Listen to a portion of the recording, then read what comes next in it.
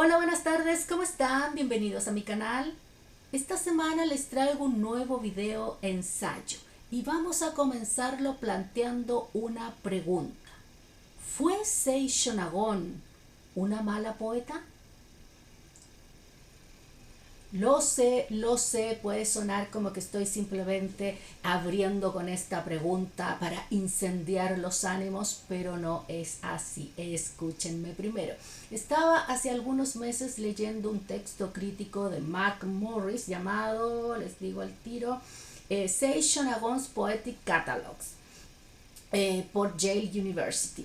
Y me encuentro en este texto crítico donde se analiza una de las características más representativas, podríamos decir, de la obra fundamental de Sei Shonagon, como es el Makura no Soshi, el libro de la almohada, y me refiero a las listas. De hecho, hice un capítulo, un video acá en el canal dedicado precisamente a el análisis de las listas. Lo pueden ver acá en la pestaña y por supuesto lo voy a dejar en la descripción del video.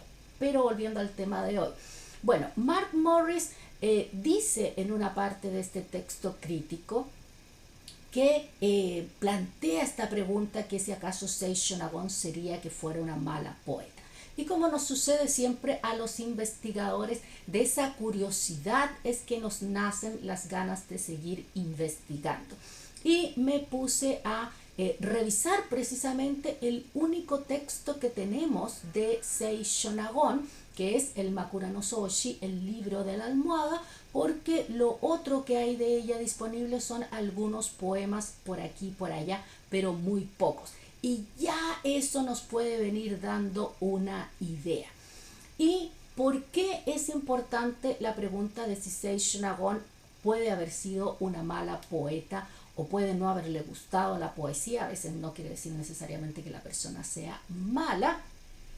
Y es por la familia de la que venía ella. ¿Ya? Este Sei Shonagon, lo mismo que Murasaki Shikibu, Izumi Shikibu, Michitsuna no Haha, etc. Lo hemos hablado incontables veces acá en el canal. No son nombres propios, no son los nombres de estas damas, son apodos que se les dan, la forma como se les llamaba en la corte, que muchas veces tenía relación con el rango que ellas ocupaban en la corte, si es que trabajaban allí, o con el rango que ocupaban sus padres, el lugar donde vivían, incluso podía ser el color que favorecieran en el vestuario. No son los nombres de ella. Entonces vamos a hacer un poquito de historia primero para que sepamos quién es la familia de Sei Shonagon y por qué es importante considerar esos antecedentes cuando nos hacemos la pregunta sobre su capacidad poética. El clan al que pertenecía Sei Shonagon era del clan Kiyohara. Y para efectos de esta conversación hoy día, de la conversación poética, tenemos que partir por la figura de su abuelo, Kiyohara no Fukayabu, quien vivió a inicios del periodo Heian. No tenemos las fechas exactas. Fue hijo de Fusanobu, abuelo por supuesto de Motosuke, que es el padre de Sei Shonagon, y bisabuelo de Sei Shonagon. Ocupó un lugar dentro de la corte de bajo rango entre los años 908 y 923. Y como poeta presentó poemas en concursos de poesía alrededor del 896 y el 905. Por ahí él presentó a distintos concursos de poesía sus creaciones. 40 de sus poemas se incluyen en antologías imperiales como el Kokin Wakashu. Y eso es muy importante porque si bien puede parecer que es un número pequeño, solamente 40, pero estamos hablando de que son antologías imperiales, o sea, antologías oficiales, y además que él era un oficial de bajo rango. Por lo tanto, eso quiere decir que su capacidad poética tiene que haber sido muy grande para que, a pesar de eso, sus poemas fueran considerados para ser incluidos en una antología imperial. Y, por supuesto, uno de sus poemas está incluido en el Ogura Hyakunin Isshu, esta colección privada de ya la Edad Media de Fujiwara no Sadai. Entonces ahí podríamos decir que abrimos con este patriarca, este hombre reconocido incluso por sus pares, pero también de forma póstuma como un gran poeta. Avanzamos después al padre de Seishonagon, Kiyohara no Motosuke, quien vivió entre el año 908 y el 990. Él ostentó un rango más alto, llegó a ser quinto rango junior, grado superior, y fue gobernador, entre otras de sus cargos, fue gobernador de la provincia de Higo. En el año 951 sucede un hecho muy importante porque es elegido para ser parte de la oficina de compilación poética establecida en el Shoyosha, a la que se llamó el Nashi-tsubo, porque afuera o la cámara de la pera se le puede traducir, porque afuera del salón donde se reunían estos hombres había plantado un peral, entonces se le llamaba la oficina de la pera o de el peral.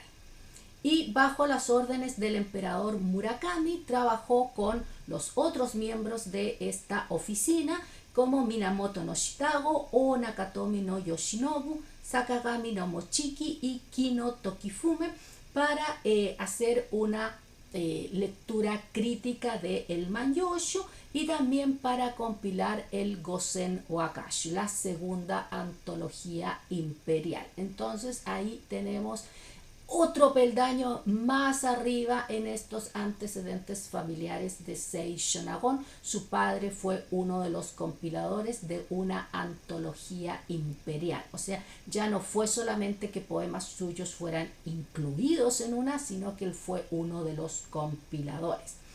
Y hablando de los logros poéticos, podríamos decir, por supuesto se le considera como uno de los 5 de la Cámara de la Pera, ya les dije, de estos del Nashi-tsubo. También está considerado uno de los 36, perdón, dentro de los 36 poetas inmortales. Participó en varios concursos de poesía muy famosos. 107 de sus poemas están incluidos en antologías imperiales. Él también dejó una compilación propia con sus poemas.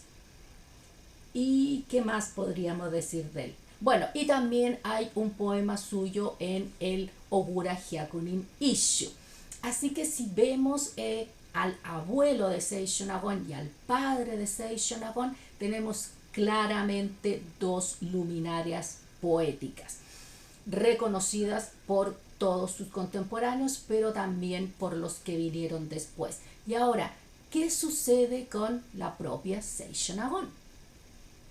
En el caso de Seishonagon nos encontramos con una marcada diferencia. Solamente 15 de sus poemas fueron incluidos en antologías imperiales. Su colección privada de poemas incluye solamente, dependiendo de la edición que uno consulte, entre 29 poemas y 42. Eso para una colección privada es muy poco.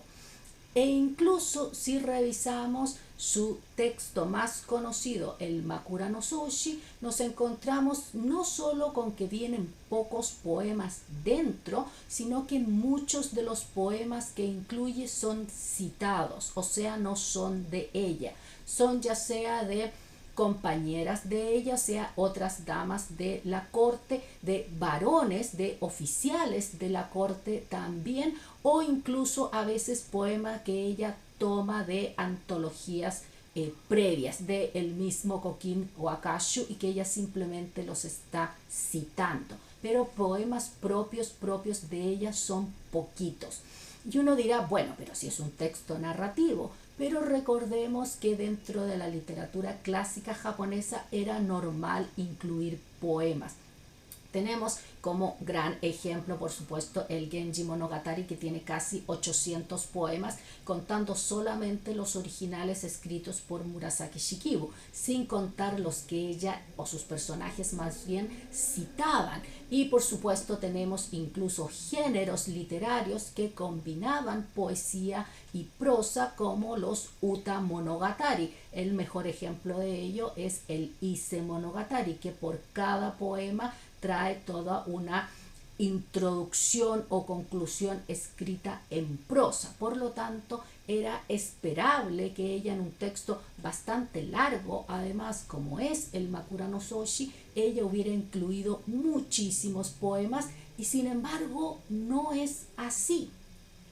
Seguí yo ahí buscando en el Makura no Soshi, investigando, y llegué a una escena. Bueno, hay varias escenas en las cuales ella describe que le piden que componga un poema y ella se complica muchísimo y se queja y es tan difícil. No se las voy a leer todas, les recomiendo que vayan a leer el Makura no Soshi ustedes mismos y busquen estas escenas, porque además es un texto muy entretenido. Pero hoy día les quiero leer una escena que creo que nos puede dar la propia voz, la propia palabra de Seishun Agondo sobre este tema de si era ella mala para la poesía o no le gustaba la poesía, le complicaba, sentía que tenía toda esta eminencia de su familia en sus hombros. No sé, veamos qué dijo Seishun Agon al respecto.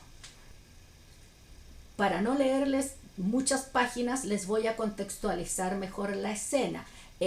Hablan en un momento Seishun Agon y las otras damas de la corte sobre el Hototogisu, y que es un ave, y se les ocurre que lo van a ir a buscar porque quieren escucharlo, quieren verlo. Hacen una salida, tienen un montón de aventuras en esta salida, vuelven a palacio, la emperatriz les pregunta qué pasó, resulta que en la salida tuvieron también hartos problemas, nunca encontraron el ave, entonces quedan todas un poco molestas con este tema de la salida, pero empieza a volverse un tópico en la corte. Entonces todo el mundo les pide que cuenten qué pasó en este paseo en busca de esta ave. Ahora sí les voy a empezar a leer. Un par de días más tarde, cuando nos hallábamos hablando acerca de nuestro paseo, la dama Saisho mencionó los brotes de helecho que, como dijese el señor Akinobu, él mismo había recogido con sus propias manos. La emperatriz nos escuchó. Así que este es el tipo de cosas que vosotras recordáis, dijo riendo. Tomó una hoja de papel y escribió: ella siente, amorosa, por los brotes de helecho, nostalgia. Ahora, me dijo, debes componer los primeros versos. Yo estaba fascinada y seguidamente escribí estas líneas que presenté a su majestad. Más que por el canto del cuclillo que escuchar saliera. Por lo tanto, el poema queda: más que al canto del cuclillo que escuchar saliera, ella siente, amorosa, por los brotes del helecho, nostalgia. ¿Aún te atreves a mencionar a esa ave? ¿Cómo así, vuestra majestad?, repliqué algo avergonzada. En todo caso, continué, decidí renunciar a escribir poesía para siempre. Eso le contesta Seishun Agon a la emperatriz. Si cada vez que es preciso componer un poema, vos me llamáis, no veo cómo he de poder continuar a vuestro servicio. Después de todo, ni siquiera sé cómo contar correctamente las sílabas. ¿Cómo podéis esperar que escriba poemas invernales en primavera y primaverales en otoño, o poemas sobre los crisantemos cuando los ciruelos florecen? Me doy cuenta de que ha habido muchos en mi familia que han merecido el apelativo de poetas, y por cierto, es una gran satisfacción si uno de mis versos resulta bueno y la gente comenta: entre todo lo escrito en aquel día, lo de Seishun Agon fue lo mejor, pero esto es lo que uno hubiera esperado considerando quién fue su padre. El problema es que carezco de un talento particular, y si bien tras esfuerzos produzco algunos pobres versos, no osaría calificarlos como obras maestras, pues con ello habría de deshonrar la memoria de mis ancestros. Hablaba yo con toda sinceridad, pero la emperatriz rió y dijo: en tal caso tienes que hacer exactamente lo que desees. No he de pedirte que compongas más poemas. Me sentí aliviada de un gran peso. Ahora, me dije, no me atormentaré más imaginando nuevos versos. Por supuesto, aquí hay que entender que hay algo de performance en el diálogo, y así también lo entiende la emperatriz. Seishun está hablando para un público, está por supuesto en la corte, no está a solas con la emperatriz, pero uno dice: ¿cuánto de verdad habrá en las palabras de ella? ¿Será que de verdad le costaba componer poesía? Porque no es tampoco una cuestión simplemente de genética, que uno diga porque el padre, el abuelo eran maestros poetas, ella tenía que serlo también. Pero también uno podría pensar si no tenía que ver un poco con la presión social, con que siendo ella descendiente de estas luminarias en el mundo de los versos, de la lírica, no, ella sentía también que se le exigía cumplir con un estándar superior, y eso tal vez podía cohibir incluso su propia creatividad. No tenemos la respuesta definitiva, simplemente podemos sacar conclusiones respecto al material histórico que tenemos disponible, el cual, si hacemos un resumen muy rápido, como les digo, sabemos que la familia de ella fue muy considerada desde un punto de vista literario, no solamente mientras estaban vivos, sino de forma póstuma. Que en la época todos los textos, independientemente si eran antologías poéticas o eran libros en prosa, igualmente traían incluida una gran cantidad de poemas, que el texto que nos ha llegado de Seishun, el Makura no Soshi, si bien trae algunos poemas, en comparación trae muchos menos, y de esos yo diría la mitad no son escritos por ella, son citados, como les dije, ya sea por contemporáneos de ella que están dentro de la misma narrativa, o por poemas más antiguos que ella está tomando de otras antologías. Y además tenemos varias escenas en las que ella comenta sobre estas dificultades, estas situaciones incómodas, como esta que yo les describí con la emperatriz, en la cual ella se siente forzada a hacer un poema y no siempre queda muy satisfecha con el resultado, aunque también hay veces donde todo el mundo la alaba y ella también queda feliz con lo que salió de su pluma. Así que, ¿qué piensan ustedes? Déjenme en los comentarios qué opinan ustedes. Primero que todo, ¿han leído el libro de la almohada? ¿Qué edición han leído? Porque ya hemos hablado antes de eso. Es bien complejo comparar ediciones de el Makura no Soshi. Son todas muy distintas porque el material original del que provienen es muy distinto. También hicimos un video hace harto tiempo. Igualmente lo voy a poner aquí en la pestaña y en la descripción del video en caso que quieran verlo, sobre las distintas ediciones del libro de la almohada. Cuéntenme también qué opinan sobre esto. ¿Es Seishun, o más bien fue Seishun una gran poeta? Yo sé que tiene muchos fans. ¿No fue tan buena poeta? ¿Sería de que no le gustaba componer poesía? ¿De que en una de esas era buena pero se sentía cohibida? Los leo en los comentarios. Bueno, y con esto voy cerrando este video ensayo de esta ocasión. Espero les haya gustado, les haya llamado a conversar esta figura histórica y literaria fundamental en las letras japonesas. Eso sí, no se los vamos a discutir jamás a Seishun, que ella tiene un lugar en la eternidad poética, en el Olimpo poético japonés. Eso es indudable y ella se lo ganó a pulso. Les deseo a todos que tengan muy lindos días y nos vemos en un futuro video. Que estén muy bien. Bye bye.